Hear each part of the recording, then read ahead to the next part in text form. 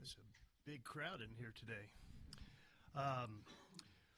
Well, obviously yesterday was a really tough day for me personally. It was a real tough day for Coach Pittman and his wife, Jamie.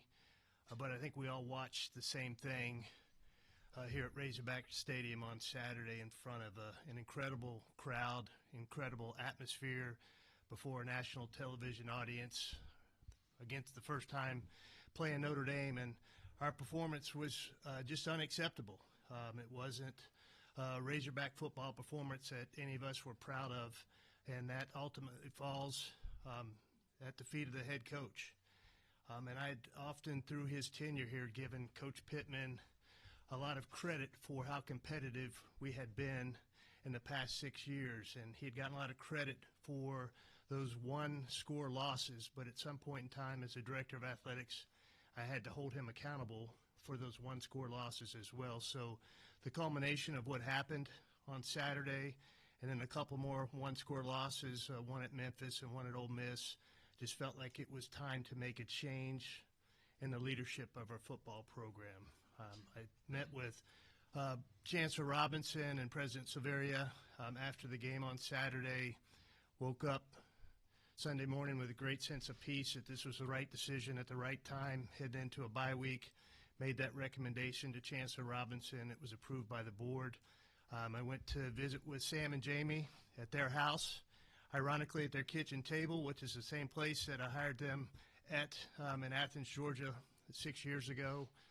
As you can imagine, Sam was incredibly gracious, incredibly thankful for the opportunity that he had to be the head coach at the University of Arkansas, and made a really tough day as well as it could for me as the director of athletics. I then met with Coach Petrino at my house, asked him if he would be willing to serve for the remainder of the season as our interim head football coach, and he accepted that opportunity. And with that, we will open it up for any questions for Coach or myself. I'm wondering, Hunter, on the decision to fire Sam, did the timing of things that have come with the portal being moved to January, does that make it an easier decision on when to change coaches and stuff versus maybe in the past when Sam hasn't had success and December portal opens? I mean, the portal is a key factor in this, but I think more than anything, it was just heading into a bye week to have a transition with the head coach, having a bye week before we head to Tennessee.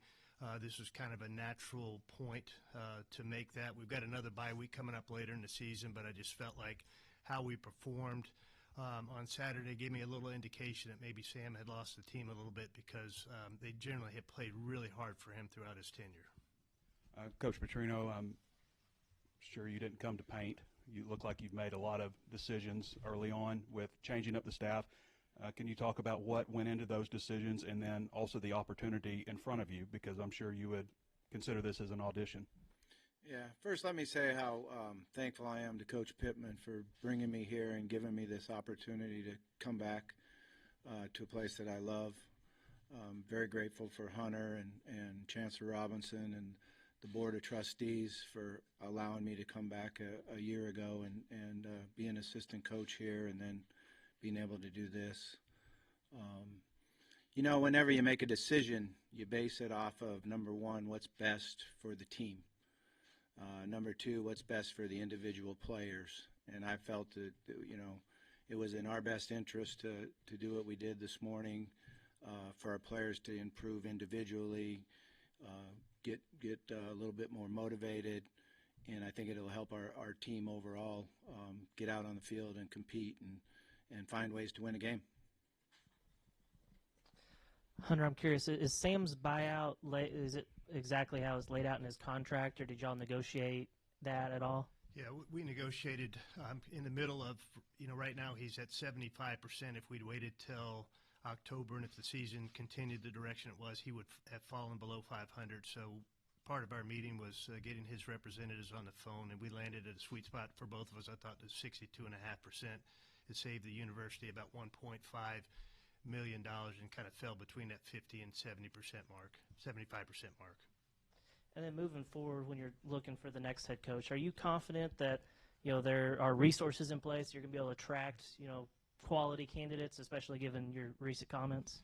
Yeah, I mean, coming out of our board meeting last Friday, I received kind of a charge from our board to come back to Chancellor Robinson and then with a plan of how we can increase the head coaches pool, the assistant coaches pool, the support staff pool, the operational pool moving forward, and how we would support the increases in that. And I'll have an opportunity to do that in the next couple of weeks, and I truly believe that we will have everything that we need in place to attract the best head coach for our program and give that head coach the resources they need to be competitive in the SEC.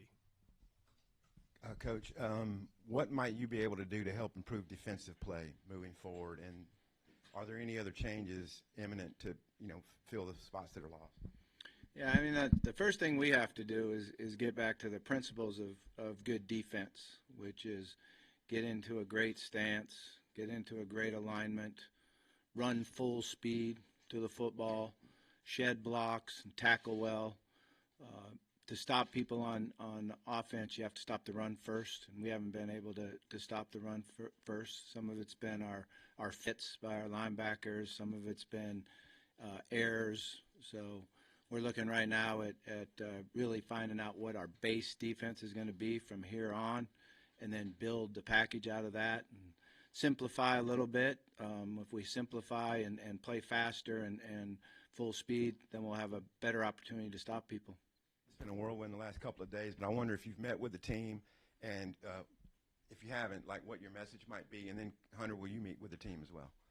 Yeah, the plan was to meet with the team this afternoon at 2:30. I've seen a lot of the players individually around the complex this morning, but team meeting's at 2:30.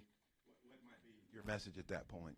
Well, we got a number of things to talk about, but number one thing is that you have to get used to change. Your whole life there's going to be change. So how we handle that, our attitude on how we handle that, our positiveness on how we handle that, will determine how quickly we improve. We're going to improve. That'll determine how quickly we improve. And Hunter, will you have an address there too? And so many of the players on defense loved Travis Williams. Just maybe what your thoughts are there.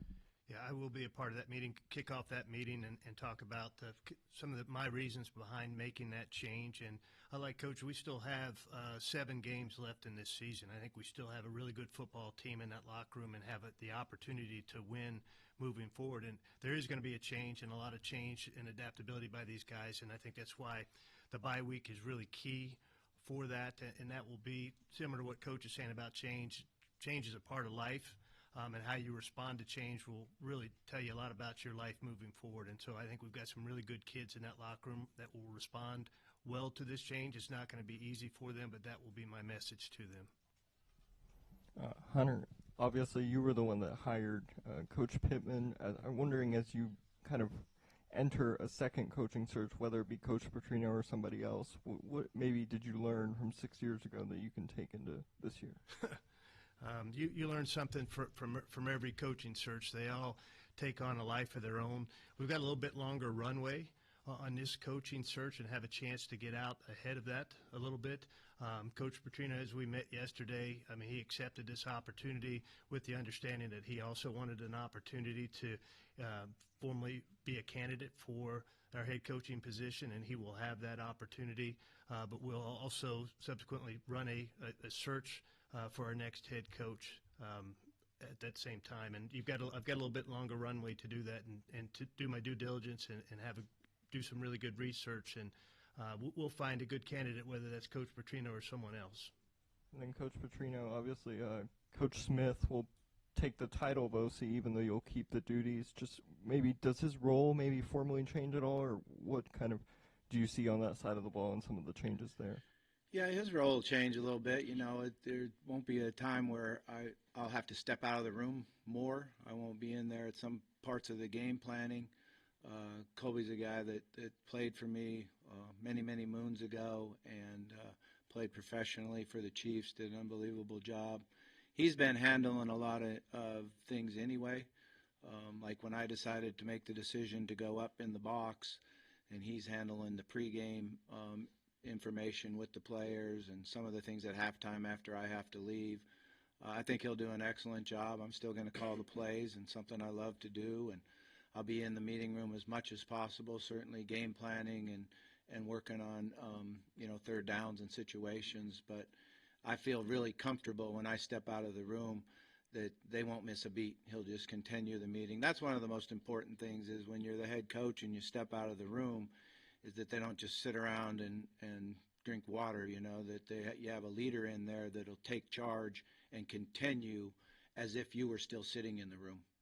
$100 million in buyouts to be paid out. You've talked a lot about financial in this revenue share era. What is the financial plan moving forward?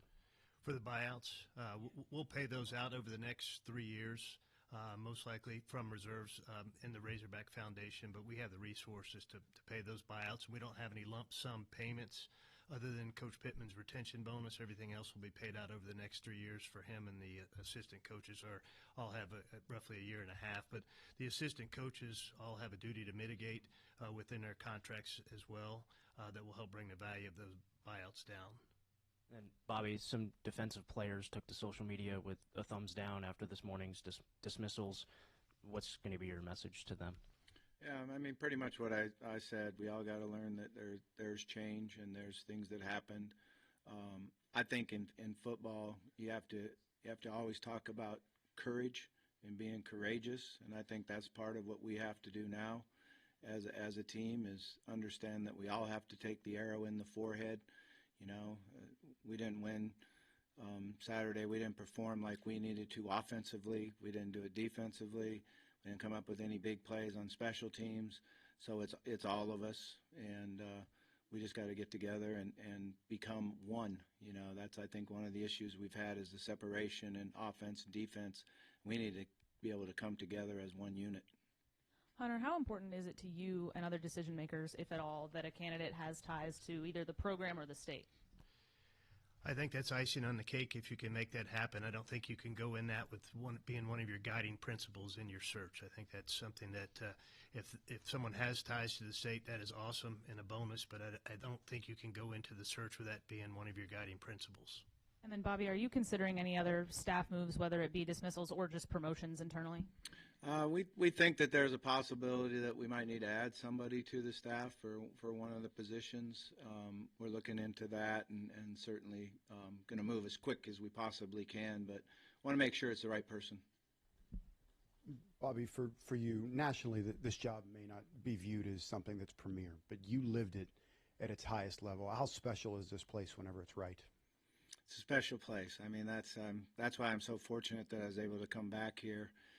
And I think that we've got to get it back to that special place where everybody in the state is behind the Hogs and everybody is proud of the Hogs. And that's our job. We got to go out on the field and give the energy and the competitive spirit and show the heart that we have in playing the game of football so everybody can be proud of us. And that's what we've got to try to do here the next 9 weeks is make sure that we can unify the state. Hunter, is a bit of a follow-up to what Matt was asking there. This is naturally a very, very expensive process. As best as you can explain, will money in any way be a factor? Absolutely, money will be a factor at some point in time because there's limited resources. But I think we saw with the hiring of Coach Calipari and what we were able to do there with him and his staff and what that's meant to our basketball program. I think we can build a similar model within reason for our football program. I think there'll be people across this state that will step up for us. I think there's an opportunity for the university to potentially help us, and we're continuing to look at new ways to generate revenue within our athletic program. Our football program is far too important to the overall health of our athletic program for us to take it for granted. Hunter, last Friday at the Board of Trustees meeting, you tried to clarify what you had talked about at the Touchdown Club, but do you worry at all that the negative publicity that was generated by that might hurt you at all in your search? I think when we're able to put in front of prospective coaches what the financial package for our program will be moving forward, I think that will alleviate any of their concerns about that. And, yeah, I mean, as you well know, AD jobs oftentimes are tied to the success of a football program. Do you think you're going to be able to lead this search? I have not received any other indication to the contrary. One more for you. You've talked about finances and being able to compete at a championship level, like you said. Do you feel like Sam had the financial commitment to be able to win at the level you wanted him to? You were at the board meeting, and I gave you some statistics where our head coach compensation, our assistant coach salary pool, our support staff salary pool, and our overall operating budget ranked towards the bottom of the Southeastern Conference. I think with that information, Coach Pittman did not have the resources he needed to appropriately compete in this conference right now. Hunter, I know there's been several jobs that have opened across the country. Several of them have started developing plans to kind of improve their financial situation. Virginia Tech is presenting here, I think, in a day to bring their budget up by an average of $50 million. How aggressive will you be in trying to improve the financial stability of the department, but also the NIL situation, so when you do go out there and you're presenting your future to a coach, that they feel confident that they're going to be able to be competitive against the other SEC players? Yeah, so I think I think there's some misinformation out there about how competitive we are going to be moving forward in the NIL space. We've had over $500,000 of agreements that have gone through the NIL Go system by way of our student athletes. It's roughly $15,000 per agreement. The national average is about $5,800. We have an NIL strategist within our front office. Our team at Learfield is actively soliciting opportunities for our student athletes to have NIL agreements. We're at full level, the cap, from a revenue sharing standpoint. So whoever the next football coach is going to have the resources from a revenue sharing percentage and NIL to compete within this conference. Bobby, you guys are going to have the full team meeting later, but you said that you've seen some of the guys individually around the facilities. Just what have their reactions been to all the news so far, and just what have you said to those guys? Yeah, I mean, it's obviously mixed reactions. We got some people that are excited and energized, and we've got some people that are hurt a little bit right now. Their feelings are down, and that's natural. That's how it goes. And I don't want to minimize their feelings and how they are, but at some point we've got to step together and move forward. And the quicker we do that, the better that we're going to be. And then Hunter, what are maybe some of the qualities you're looking for in the next head coach? Be that Coach Petrino or an outside hire, just what are some of the characteristics you're looking for in the next coach? I think you have to have someone first and foremost that's a proven winner and proven that they can build a program. Someone that can come in and establish what your culture is going to be as a football program on both sides of the ball, in special teams. You want somebody that can that has some energy and can re-energize this program and re-energize our fan base, ties to what it means to compete within the Southeastern Conference, I think is really key. But I think, probably the keyest thing is they've got to be able to embrace and adapt to what is a changing environment in college athletics, and to be able to have some advanced scouting that's really in depth, and you can go head first into the transfer portal, and that's the way you're going to build a program quickly. And the days of bringing in 25 or 30 freshmen and thinking that you can turn a program with freshmen, they're going to go by the wayside, especially in football. And you've got to be able to really use that transfer portal, and that takes some in-depth advanced scouting across Division II, FCS, G6, and even Power 4, so that when that transfer portal opens up, you're ready to hit the ground running, and we're going to provide that staff with the resources they need to do so. Coach Petrino, you spoke about change and talking with your players about change coming up this afternoon, and whether that is something they buy into or not is something that they have to decide. What is the best case scenario for this team going through this change right now in your eyes? Well, the best case scenario is we come out tomorrow and we work hard, and we practice hard, and we get well prepared in how we're going to change the defensive structure and how we're going to go about running to the football and tackling well. We got to go back to some individual drills, tackle circuits, pursuit circuits, and turnover circuits, and do the little things that make the difference in the game. So I'm excited about the way our staff has been handling it and the plan that we have going forward defensively. Offensively, we've got to get back where we get the ball across the 50-yard line and we go score touchdowns like we were early in the season, and that hurt us the last three halves, that we weren't able to convert touchdowns when we crossed the 50-yard line. So we're going to continue to work hard on that. And then we got to come up with a way where we can make difference-making plays in special teams. Right now in special teams, we haven't had a big return, block punt, forced fumble that turns into points. So to score a lot of points, you have to score in all three areas. And then for you, Hunter, just curious as coach about the schematics of the team. What do you want to see what would you ideally see out of the fans here in the last 4? You still have 4 home games left. Obviously a tough one over the weekend, but with Coach Petrino, you talk about energy, excitement. What do you expect the fans will show back to you? Well, I mean, we have one of the most passionate fan bases in all of college athletics, as demonstrated by what we saw Saturday at 11 a.m. as they showed up. And you see that across all of our sports. And so I hope our fans will come out and give these kids 100% support. And I hope in return, the kids that you see on the field will give 100% maximum effort and show that energy. And I think this is a state that, boy, if they see that team playing really hard and carrying some of the characteristics that Coach is talking about, they'll get behind him, win, lose, or draw. But they want to see that effort. I know our fans want to see that effort on the field. And I think that was something that was really glaring Saturday, that there was not a great deal of effort.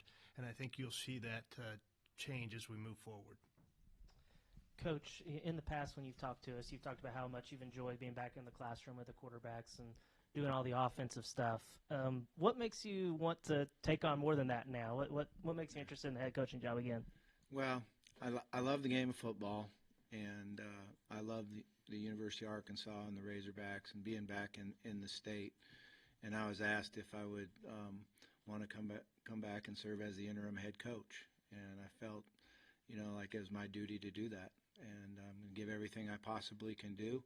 We've got a lot of areas that we need to improve on, but there's a lot of fun work ahead of us, and we're going to attack it with a positive attitude. Make it fun. We've got to make our players enjoy being in the building. We've got to make them enjoy going out on the practice field. Our coaches have to understand that we've got 9 weeks ahead of us, and how we handle those 9 weeks and how we improve and show the quality of the play on the field help determine all of our coaches' futures. So that's how we're approaching it. Hunter's also said, though, you are interested in the full-time job beyond just the interim role. Are you confident in your ability to navigate all the things Hunter just laid out with NIL, transfer portal, all that kind of stuff? I am, but my focus right now is 9 weeks. That's where I want to put my whole area into. Is we've got a team sitting there, players that need to be uplifted, and it's our job as a staff to go in there and show them how we can be successful and have fun with it, but also get out on the field and compete like Razorbacks compete.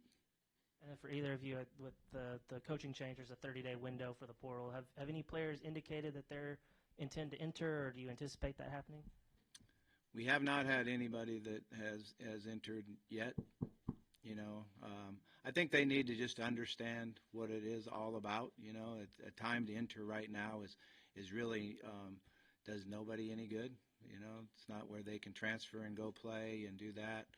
I think all the players need to understand, like the coaches, they've got 9 weeks to really brand themselves and show their quality of play on the field. Some guys will be going into the NFL, and these 9 weeks will determine how they do that, where they go in, how they're slotted. Some guys will transfer in the portal, and these 9 weeks will see how they get paid going into the portal. And then some guys will stay here, and their futures will get better and better because of how they handled these 9 weeks. Hunter, Bobby just said he's focused on these 9 weeks, but obviously in the release you guys had yesterday, he's going to be a candidate. What do you want to see from him over the next 9 weeks that can maybe elevate himself as a candidate for the full-time role at the end of the year? Yeah, I think just demonstrating just great leadership of this program, and I mean we're in a tough spot today. Like this first meeting is going to be really tough because there's a lot of guys in that room that are going to be disappointed with the change of Coach Pittman and the change on the defensive side of the ball. And so I just want to see dramatic improvement just in the effort of our team on both sides of the ball and how they execute. It's not about necessarily wins and losses at this point. It's not fair to evaluate him on that moving forward. Does that make sense? And I told him, I don't expect him to come in with some magic pixie dust and we're going to go 7-0 the rest of the way with the schedule that we have. But I want to see a team that is much more competitive than we were, especially on Saturday. I want to see that team Ole Miss is ranked 4th in the country this week. we're 3 weeks removed from having the ball on the 25-yard line with 2 minutes to go. They most likely were not going to stop us if we don't fumble that ball. Our season could look totally different if we push that ball in at that game. And so we got a good team in that locker room. We got to find that good team again and get them back out on the field when we head to Knoxville in 2 weeks. You kind of touched on my next question. It seems like this kind of accelerated. Is that fair to say that, given where you guys were against Ole Miss, that maybe these 2 losses against Memphis and Notre Dame have just kind of really accelerated this? Absolutely. Yeah, I did not see the performance that I saw Saturday coming, quite honestly. I thought we'd be really competitive in that game and that we'd come out with a lot of energy and a lot of passion and a lot of fight. And I don't think any of us saw that on that field on any aspect of the game.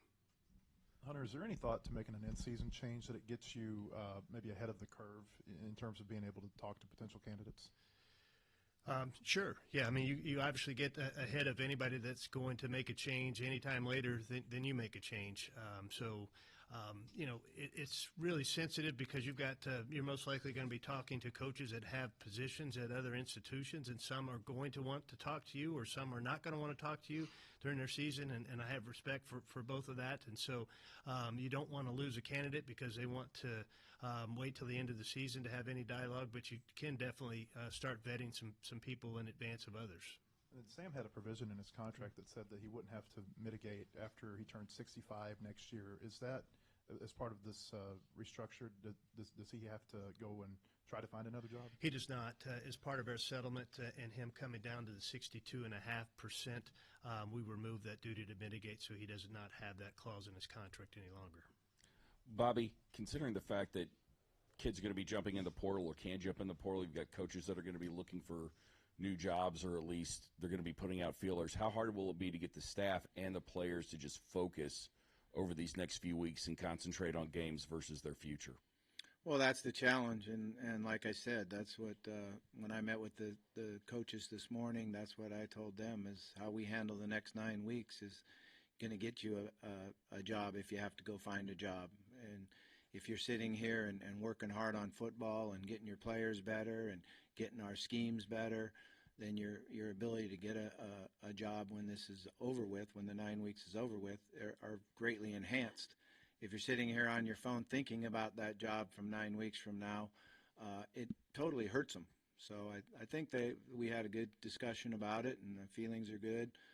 But we got to go do it. We got to go focus and do it. And I like the leadership that we have on offense and defense and special teams. So I think we're all on the same page right now.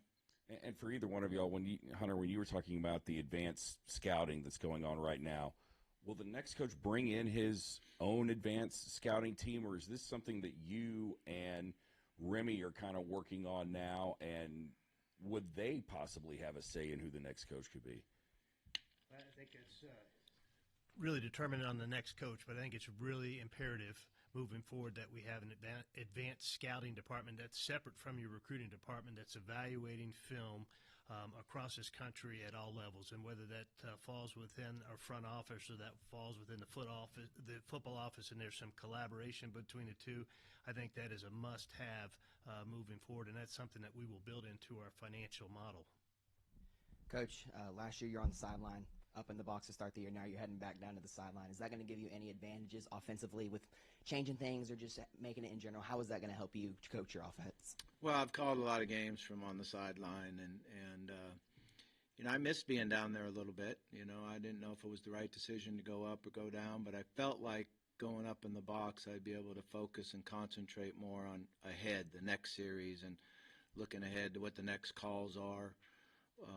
But I am used to being down on the field, and I missed being down there and seeing the players' eyes and seeing the intensity, maybe being able to change some of the intensity. So it'll be fun to be down on the sideline again. Yeah, and then we talked about how some of the defensive players were posting on social media about their disappointment in letting T-Will go. How do you kind of expect them to rally around Chris Wilson over these next few weeks? Yeah, I think we'll be able to get that done. I think initially there's feelings and emotions and reactions, which always happens in life. That's part of life. And then you got to settle down and say, okay, what's the best avenue for me going forward? And that's to have a positive attitude, get better, improve yourself. this week, improve in the weight room this week, improve on the practice field this week.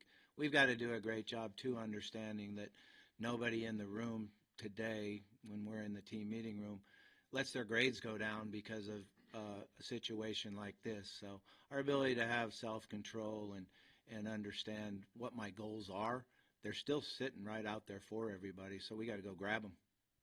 Bobby, you talked about possibly adding someone to the staff. Have you had any conversations so far with anybody about that? What do you want to have somebody come in and help you guys out? I know you said you want the right person. Is there a timeline on that? Not necessarily a timeline. I think the thing is the fit, and what we're going to do position-wise, it'd either be somebody on the defensive line or linebacker spot that would be a great fit for us. And certainly I'll have a lot to do with that, but Chris will have something to do with it too. He needs to feel comfortable and have somebody that he feels will help him in the way he wants to coordinate it. And Chris is specific. What's your relationship with Chris? I know he's had coordinator experience in the league, and just what's your experience with him, and what will his responsibilities be? Yeah, my experience goes way back to having to battle against him when he had all the great defensive linemen at Mississippi State, the Fletcher Cox, and all those guys that we had to try to not sack our quarterback. So that's when I first started to know who he was and know about him. Very, very impressed with what he's done throughout his career. Guy's got a Super Bowl ring. He brings a lot of credibility into the room. I've been enjoyed watching him on the field in the camp and throughout the practices that we have. He's very intense, and he understands what you need to do to stop people. We'll be more disciplined, I think, and our guys will run full speed to the ball. Somebody essentially fill your spot on, another permanent staff member on offense too? No, I still got, quarterback responsibilities I'll have, but I'm fortunate enough I have a young man that's been with me now for, I think, 4 years, working with me with the quarterbacks, and sometimes, if I got to go to another room, he'll continue the meeting, does a great job, Miles Fishback, and we've been together for a long time now, and he knows how I think and how we want things done, and certainly the players in the room, the quarterbacks in the room, have a lot of confidence in him. Hunter, will you go solo on the search for a period, or will you immediately get a committee or hire a firm, or what do you think? Well, the only thing I know I'm going to do for sure is I'm soliciting from search firms to assist with that, with the long runway and the confidentiality that coaches will have. I mean, working through a search firm for that just makes a lot more sense than trying to do that on your own. And so we'll use a search firm, and then Chancellor Robinson and I will visit at some point in time in the very near future about what the committee looks like. I think for confidentiality, it's always a lot better to keep it tighter. And that's the way I've usually done searches and would prefer to do searches, but Chancellor Robinson and I will visit further about what that looks like moving forward. Your message basically to fans, like, where are you headed with football? We will get our football program back to a place that everyone across this state will be proud to say that they're an Arkansas Razorback.